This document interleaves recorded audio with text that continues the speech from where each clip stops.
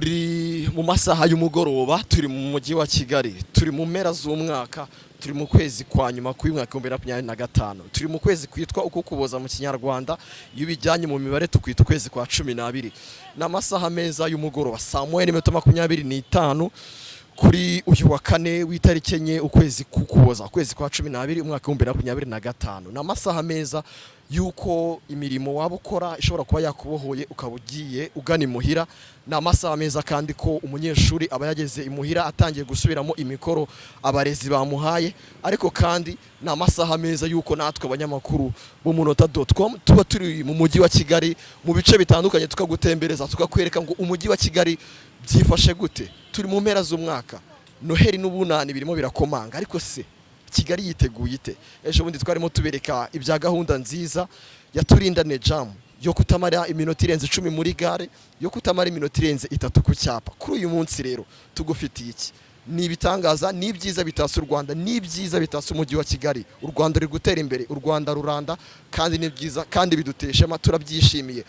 Yego, aka kanya rero turi mu bice bitandukanye by'umujyi wa Kigali, tugiye kubereka ngo umujyi wa Kigali witeguye ite impera z'umwaka. Umujyi wa Kigali warimbishijwe, twiteguye kwakira ibirori bitandukanye, twiteguye kwakira ibyo birori byawe uzategura mu mpera z'uyu mwaka, niba ari isabukuru uzagira, niba ari ubukwe, niba ari umubatizo n'ibindi byose uzagira, ibyo byose Kigali yiteguye kubyakira neza cyane. Aha turi nkuko mubibona, abazi umujyi wa Kigali, ariko kandi nanakumbuze namwe mutuye hanze y'u Rwanda rwose muteganya no kuza muri ibi biruko bisoza umwaka. Aha turi nkuko mubibona ku mashusho, turi mu mujyi rwagati mu mujyi wa Kigali kuri Simba yo mu mujyi. Abahazi ni ahantu navuga ngo hahurira ibinyabiziga byinshi, hahurira abantu benshi bakora imirimo itandukanye. Imiturirwa y'umujyi wa Kigali irimo Makuza Peace Plaza ndetse n'indi itandukanye, iyo yose ikorerwamo ibikorwa bitandukanye n'abanyarwanda n'abaturarwanda bagiye batandukanye. So muri aka kanya rero kuri aya masaha y'umugoroba nkuko mubibona ku mashusho nyine hatangiye gutakwa, aho abantu batandukanye by'umwihariko abakiri batoya, ingeri zitandukanye, abakuze, abatoya, bose bari kwifotoreza ahantu kuko harasa neza, habereye ifoto. Nkuko mubibona rero aha ni ku gice cya ruguru kuri Simba, niho turi aka kanya muri aya masaha.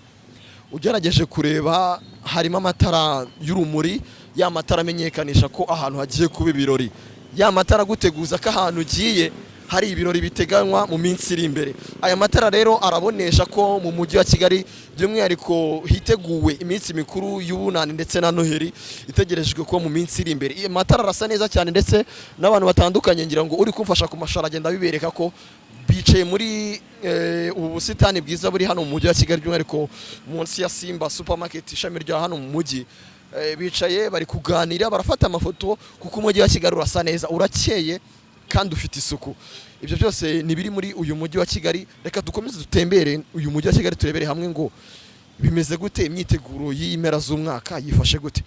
Reka dukomeze dutemberane, naho ngiye muri kubana nitwa Gladiator, twe turi umunota.com, ariko kandi komeza uryoherwe n'ibiganiro byiza usanga kuri YouTube yacu Umunota TV official. Ndi kumwe n'amajene tujye kuganira, muratangira mwibwira abadukurikiye. Okay, njye amazina yanjye banyita Hakizingabire Bernard, ariko hari n'ijyakabyinira abantu benshi banzeho iryakazi. Ubundi ngende mu content creator kuri TikTok, abanzi baranzi, nkoresha amazina bita Rote. Ibihumbi bingahe byo bagukurikira? Ibihumbi 220 byenda kuzura. 200. Ufite phone yawe hano? Muri kamera wanze banabirebe kutari murabeshya. Wanze wereka abadukurikiye babwira uti rero umuntu tugiye kuzana no ku munota.com ni umwe mu content creator mukurikirana ibiganiro byo bya buri munsi kuri TikTok. Banze ubibereke. Cameraman arabifite hari aragerageza ayinzanire. Urayifite neza? Okay, yabibonye neza cyane. Urakoze cyane. Witwa? Okay, ngiye banyita Sadiki Niringimana. Okay, izina nkoresha nyine banyita Ngomijana. Umunyarwenya nyine hirya no hino muri Regis Skit naho nkorayo, no muri Gen Z comedy nubwo nsa nkaho ndi mushyashya. Nyine ni ibintu biri aho ngaho kabisa. Wowe? Amazina banje banyita Muhire Valente, ariko hari irindi ry'akazi nanje ndi umu content creator banyita Rush 250. Kuri rubuga? Ku rubuga rwa TikTok. Wowe ukurikirwa n'abangahe? N'aba followers 84 na 4500 ndumva ari ma. Bibereke. bibereke kuko hano nta binyoma turi kubereka.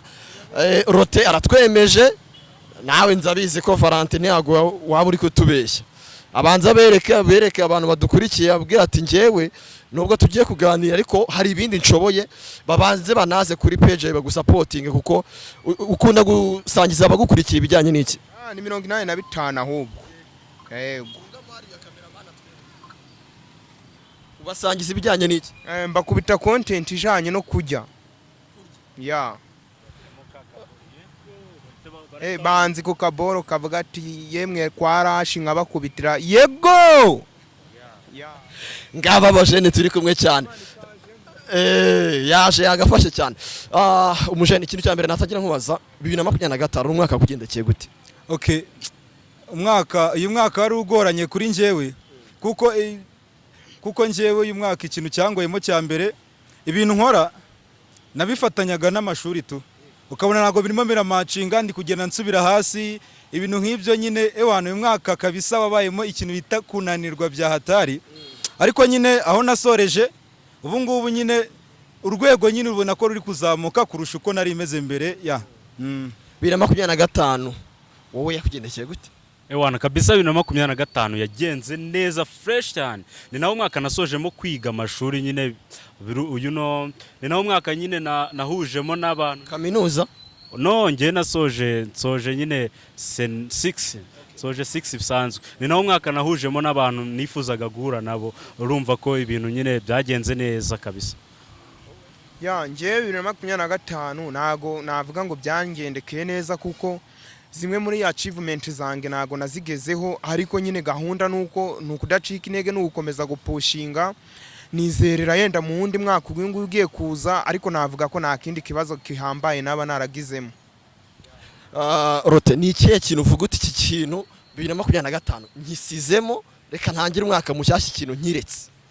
Kintu uvuga uti ikintu cyaramveteje cyane cyatumye ntatera imbere uko nabishakaga ngiye kugisiga muri 2025. Buri ikintu cya mbere ewana cyango ubundi ndi umunebwe kabisa. Ndi umunebwe naye ndabizi kuko wenda ikintu cyagaragaje muri uyu mwaka ko ndi umunebwe bya hatari. Mfite na YouTube channel by the way ifite 41 bya subscribers, ariko nago nayitayeho cyane nyine mvuga ati ndakoze ndapushinze wenda ngize engagement mbona byerekenye kuri YouTube, ariko nyine nacitse intege cyane. Nibyo narindi kuvuga ati ewana ikintu bita ubunebwe ngiye kubuta 26 kabisa mbashe 25 mbashe kuba najya nyine muri 26 meze neza kabisa. Ngo bijana ewana kabisa ngewe bura ikintu uvuze ko ikintu uvuga uti iki kintu nkisize 2025 kuko nabonye ko cyatumye nagera ku ntego zanjye uko nabishakaga zose.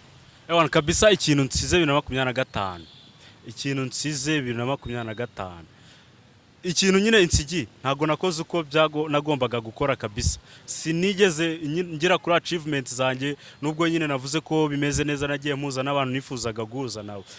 Gusa nyine 2026 ngiye ndakeka ngiye gukora cyane, nyine ngiye gukora ibintu biri seri.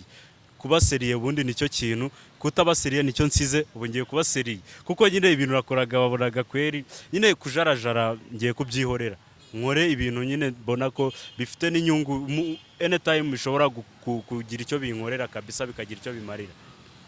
Ya nje 2025 ikintu ngomba kurahasigaga nagiye mu bintu bya relationship bijanye no gukundaga.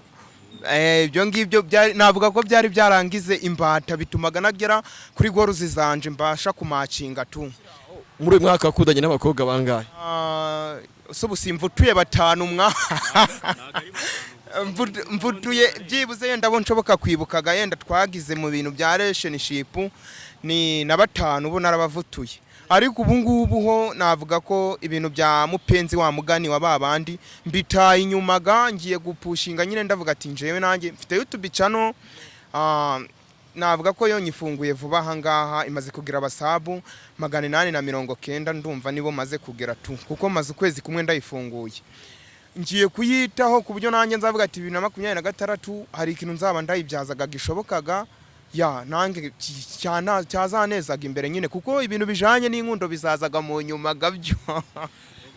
Nugushaka imbwa sorry nugushaka inyama imbwa zikazizana. Okay ya ni byiza cyane ariko noneho tugana kuri uyu mujyi wa Kigali urimbishije gutya, wowe hari umuntu udukurikira kuba utaragera hano mu mujyi wa Kigali by'umwihariko ku masaha y'ijoro, akaba atuye hanze y'u Rwanda se cyangwa mu ntara cyangwa se anatuye muri uyu mujyi ariko akaba atarawutembera mu masaha y'ijoro muri iyi minsi, wamubwira ko umeze ute?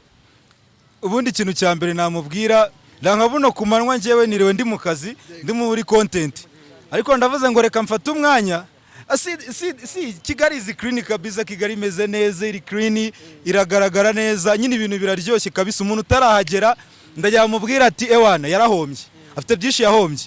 Umujyi umeze neza, umutekano ni wose, ndi kugenda nirya amafoto uko nshaka, content nkora goroba nta kibazo. Man, Kigali izi clean kabisa, umutekano ni wose. Byiza cyane. Ingoma ijana arabwira abantu ati nimuze, mu mboni zawe wabibonye ute? Reka nkubwire, unarebye hano iyi space turiho, wareba muri rompuwe barahazi. Bwana Kigali yahindutse ku buryo njyewe nta nubwo narimeruka hano mu mujyi kubera nyine akazi kenshi tuba dufite.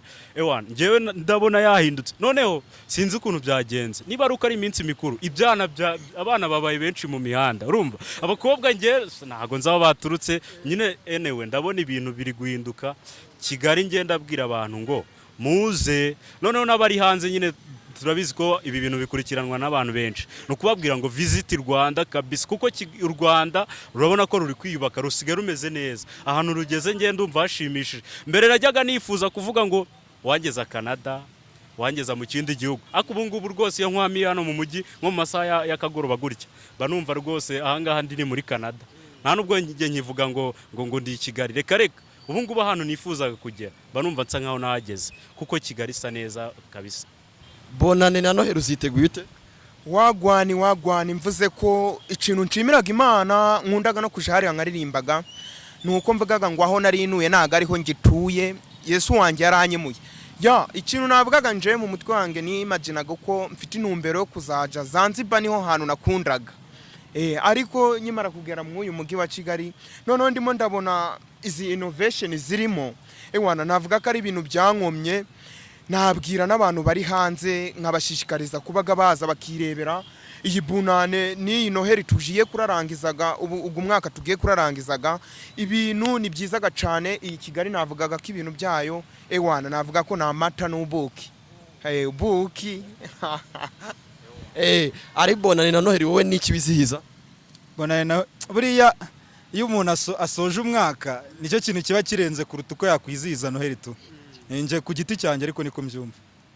Njyewe rero nakuze mu rugo turya inyama kuri Noheli gusa. Ubwo urumva so nakwizihiza bonane ubu ndabyiga uyu munsi se, nubwo nizihiza Noheli nyine urumva niwo munsi nge mbona ari mukuru tu, kuko niwo munsi nakuze mu rugo mbona tubaho neza. Nanje nago naje kure y'ibyaro te, kuko nje mu rugo twanigaga ibintu bijanye n'amakaroni n'umuceri. Iyo hene tukayinigaga ku munsi w'ubunane, nibwo twabashaga kurayinangura nyine. Nkabonaga ko nari inyama nanje nkavuga ati ugu munsi n'ugwa bunane. Urumva ngewe nizihizaga bunane mu busanzwe.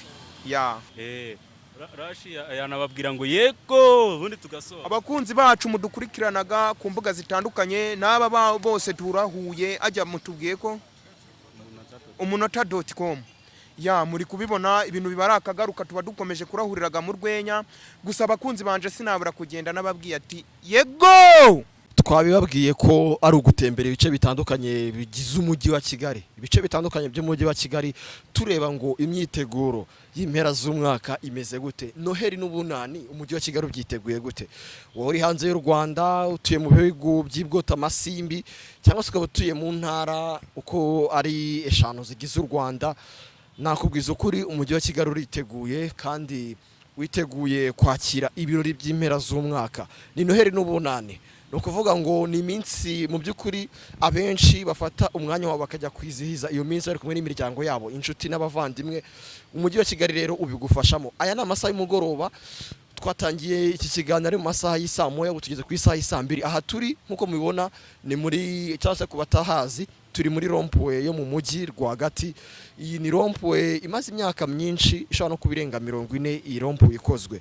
Iyi rompuwe nkuko mubibona rero ku masaha y'umugoroba cyangwa se muri aya masaha y'umugoroba nayo yatatswe iratatse amatara araka n'urugwererane yiteguye ibi birori by'impera z'umwaka. Rompuwe mu mujyi yaba ikirango kimwe mu byerekana uburyo umujyi wa Kigali witeguye ibi birori by'impera z'umwaka. Umujyi wa Kigali warimbishijwe twitegura Noheli n'Ubunani.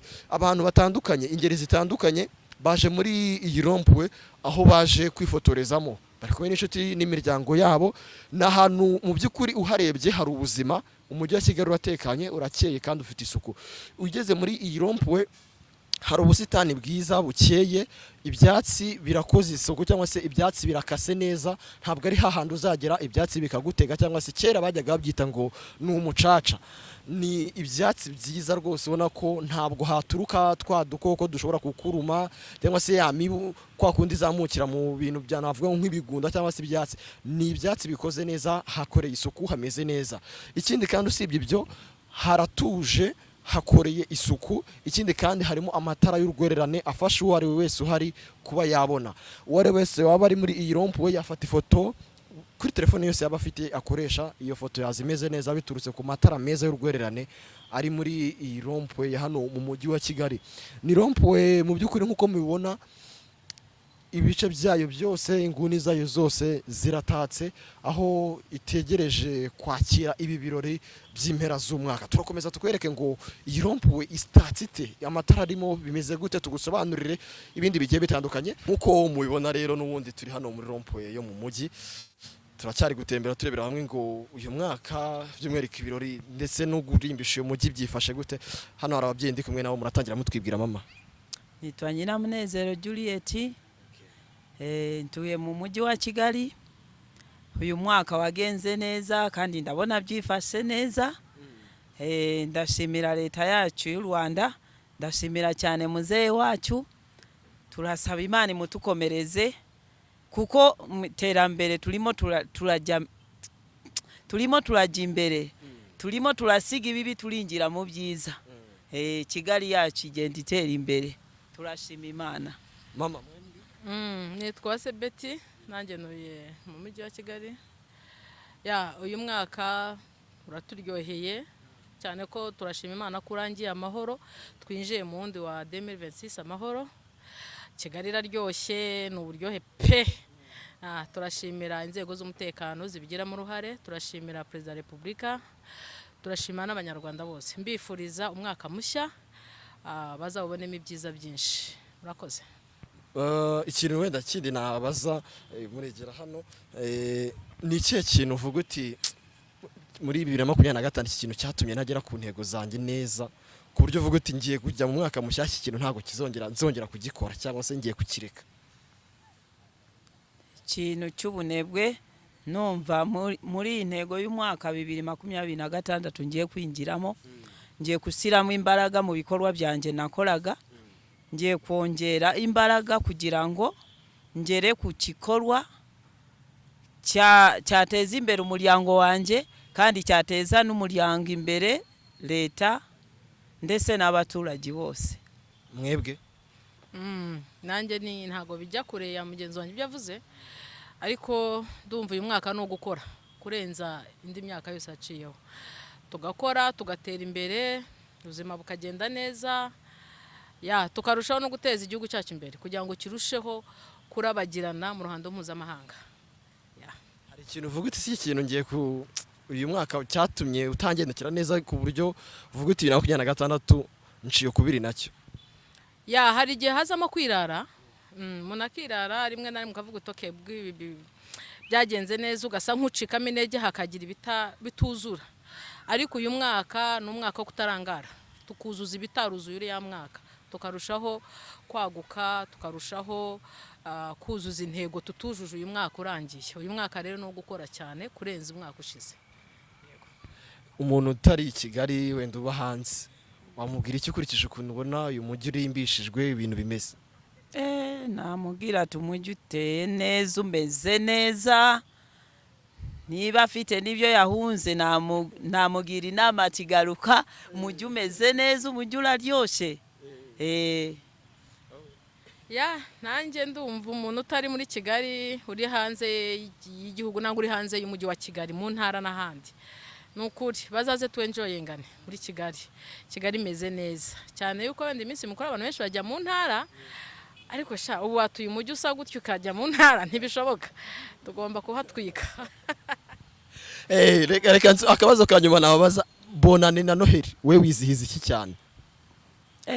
nizihiza cyane Bonane Kubera kubera ko mba ndangije umwaka, biba bikomeye kurangiza umwaka, ntago biba byoroshye niyo mpamvu ari wowe wizihiza cyane, nkashima cyane Imana cyane ibyumve, n'abatayizi bazayimenye, n'abatarakizwa bazakizwe. Shima cyane Imana kandi nkashima n'ubuyobozi bw'igihugu, kuko ubuyobozi bubuze umutekano nanjye sinawugira, ariko uko ubuyobozi burushaho gutera imbere niko ndushaho gutera imbere, uko bumera neza nanjye niko ntera imbere. Sengera muri edini mama? Muri senavuga irihere ni mu barokore. Aha. Nanjye numva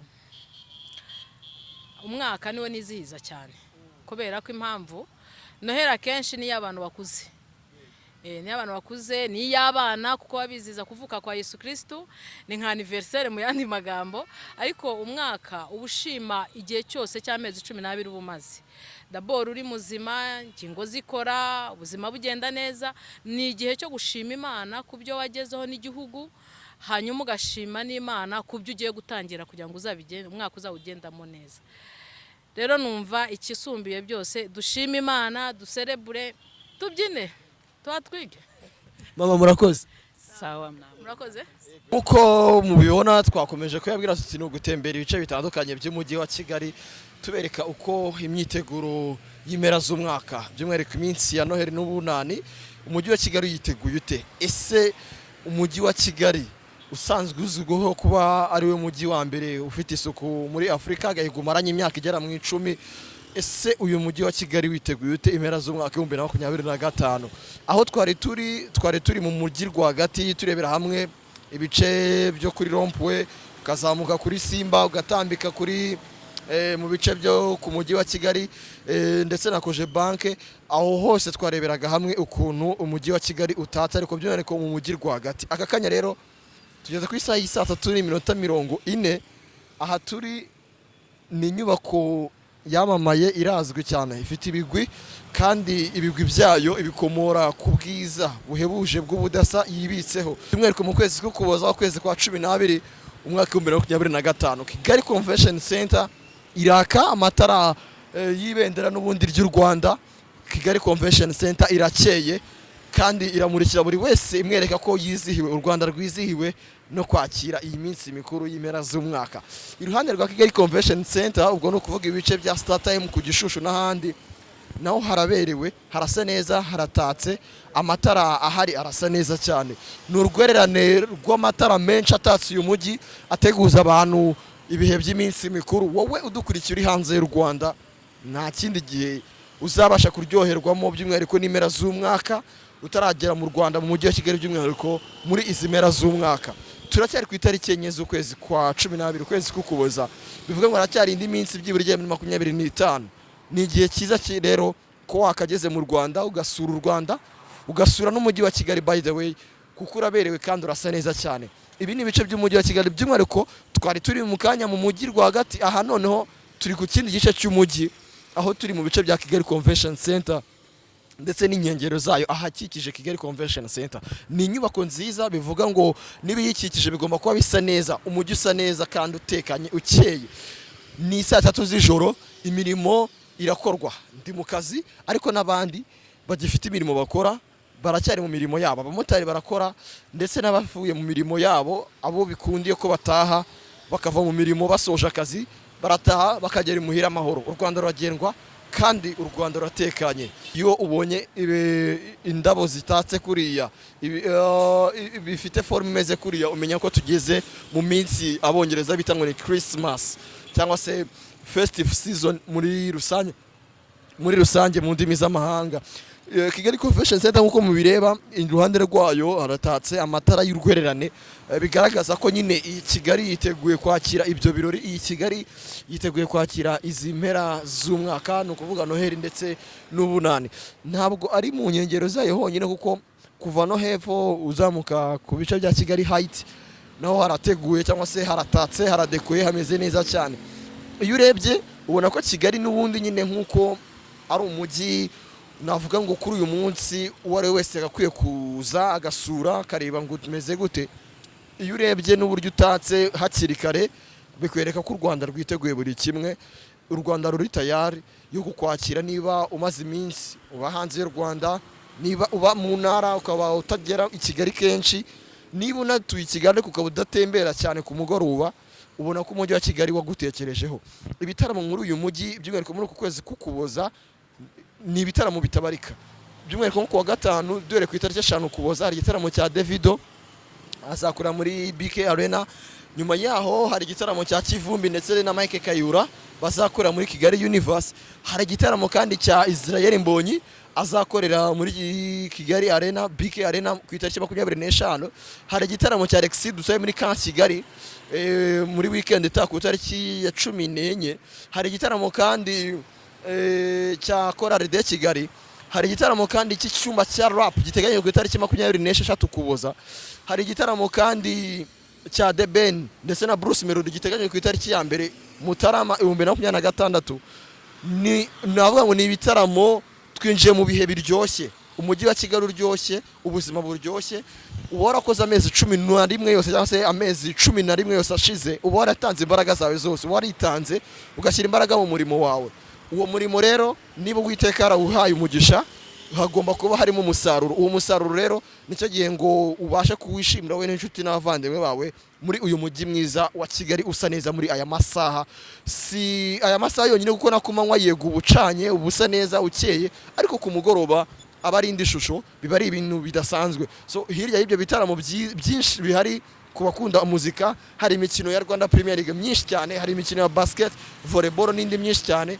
Ibyo byose kubyongeraho ugongeraho utubari twiza, amahoteli meza ndetse n'ibyanya byiza birimo nka Nyandungu n'ahandi hatandukanye ho gusura muri uyu mujyi wa Kigali.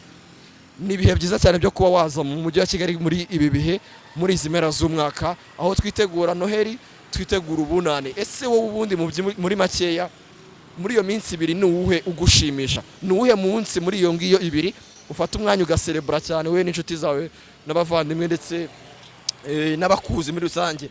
Ibyo byose nibyo watwandikira muri commentaire ukatubwira. Ariko nkuko mubona ku mashusho Kigali yo irasa neza, twiteguye iminsi mikuru. Nguko uko umujyi wa Kigali utatse, nguko uko umujyi wa Kigali wererana, nguko uko umujyi wa Kigali ubona mbere y'iminsi mikuru ya Noheli n'ubunani.